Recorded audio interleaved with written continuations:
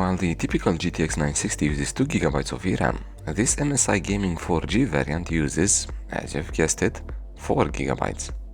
But will that be enough for this old Maxwell card to keep it usable in 2024?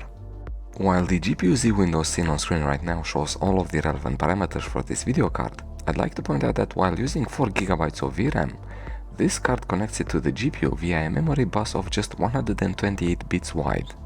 The card is rated for a TDP of 120 watts, and some games like Overwatch, Fortnite and Warframe will get very close to it. The cooling system used to manage this TDP is a bit on the excessive side, which is good. 3 heat pipes coupled to a large fin stack and two 90mm fans managed to keep this card at 65°C in heaven for a delta over ambient of 43 degrees. I didn't plan to test this card on the old Z230.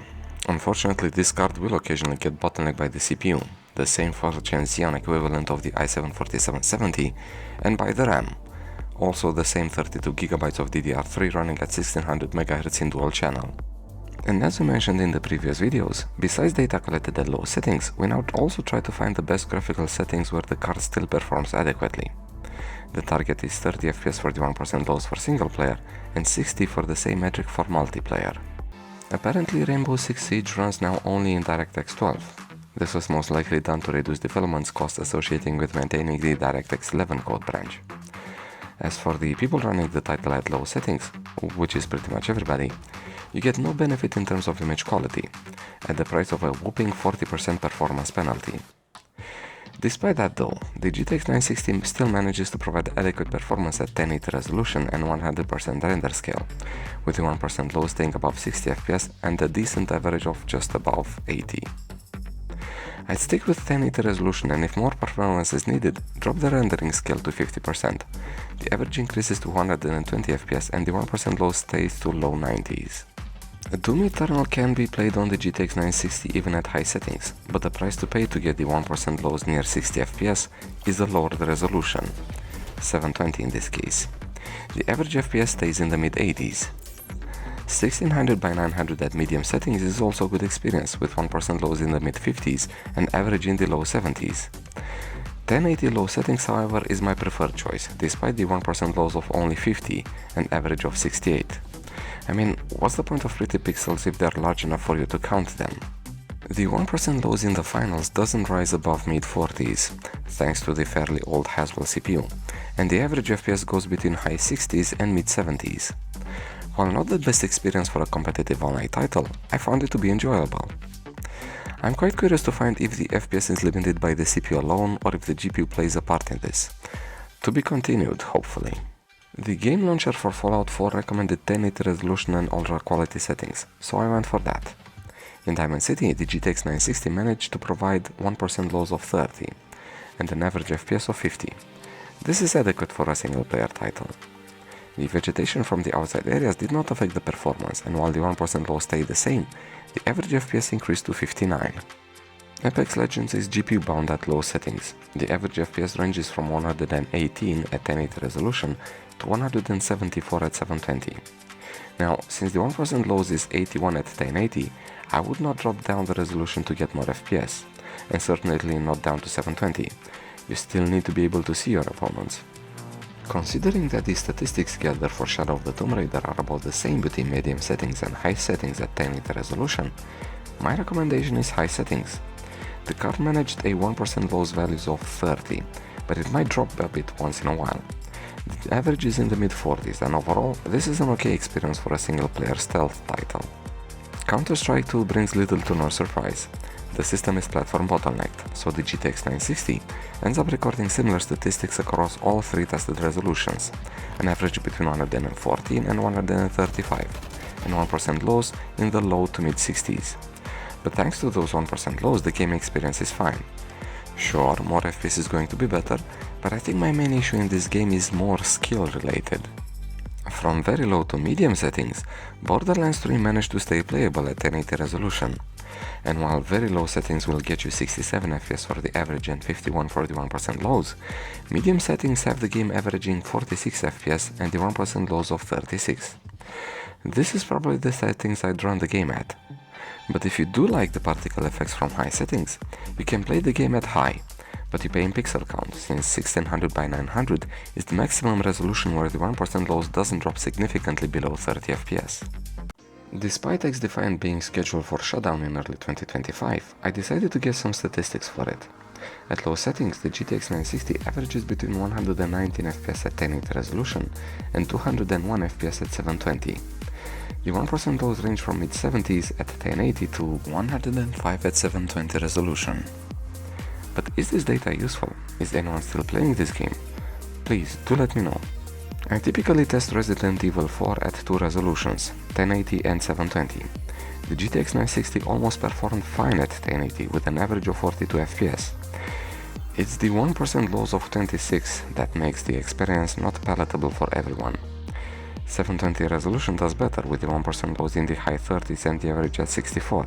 It is the middle ground at 1600 by 900 that gets a good enough 1% loss in the mid 30s and an image quality that is also passable. Testing Fortnite just got a bit more time demanding due to a third island map being added. We'll address that shortly. The current season map runs quite well in performance mode, if 50s for the 1% loss can be labeled as well. The average FPS at 1080 is 166. Dropping the resolution won't help much, and we get similar numbers at all three tested resolutions, making the GTX 960 platform bottlenecked.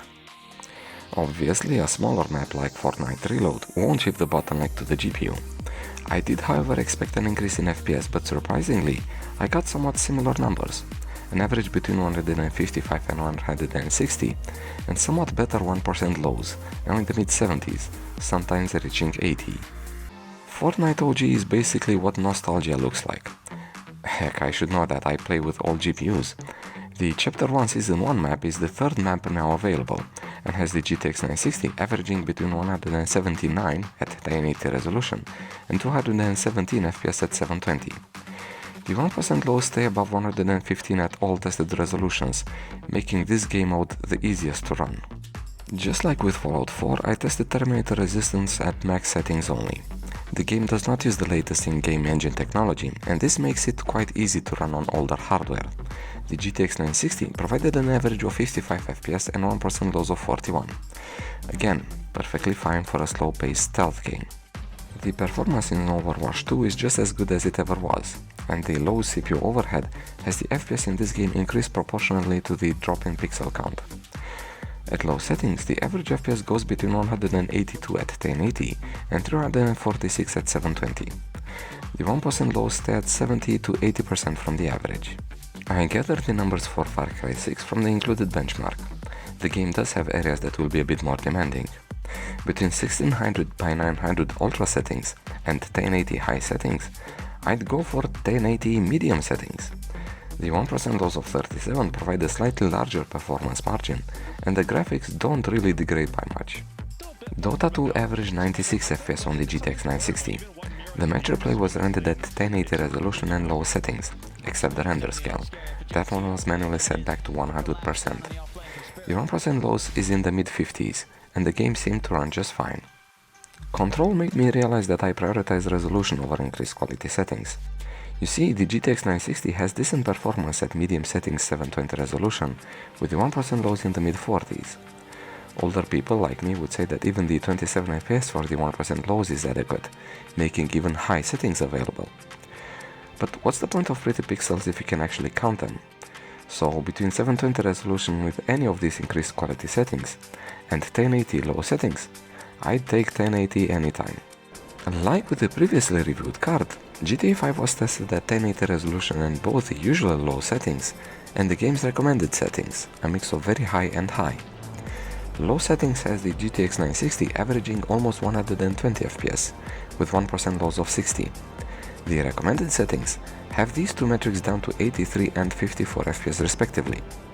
And with the 1% lows well above 30, this is the settings that I'd use. And a quick run through the Mariana mission in Warframe closes the gaming results section. At 1080 resolution and low settings, the GTX 960 averages over 270 FPS with 1% loss of 175. It goes without saying that the card has a bit of performance headroom that can be traded for better visuals. The GTX 960 is the card that introduced me to the Maxwell architecture, and while the 2GB variant ended up as parts donor, The 4GB variant acquired later had no problem in showing that it can provide a similar level of performance as the R9 280, but at almost half the TDP. The price for the Maxwell card can sometimes drop at $30 for the 2GB variant and $40 for the 4GB one. I'd grab any of these instead of the GT 1030s that hover at around the same price point, assuming that your power supply has the needed PCIe power connector. But people seem to care less for the 900 series and care more for the Pascal cards. And I understand why. The power efficiency that the newer architecture brought is awesome, allowing cards that have no extra power connector to perform as well as the older 200 watts Radeons. In my opinion, however, while the Pascal architecture got to teabag AMD's GPU market share, it was Maxwell and cards like the GTX 960 that delivered the kill shot. But we'll leave that teabagging action for a future video. As for this one, we're done. Thanks for watching, I hope you liked it, and I'll see you for the